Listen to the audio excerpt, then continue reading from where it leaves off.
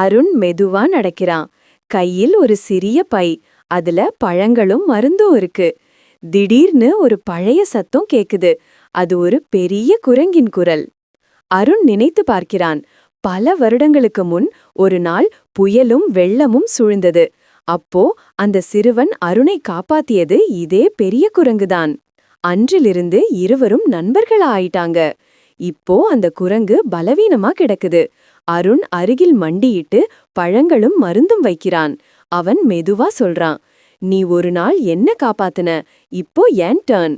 மழை வேற பெய்யுது. கண்ணீரும் மழையும் சேர்ந்து வழியுது. அந்த குரங்கு மெதுவா கையை நீட்டி அருணின் முகத்தை தொட்டது. சிறிய சிரிப்பு ஒன்று. பிறகு கண்களை மூடிக்கிட்டு அமைதியாகி போச்சு.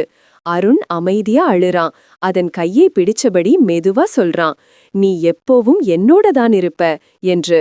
உண்மையான நட்பு முடிவதில்லை, அதன் வடிவம் மட்டுமே மாறுது.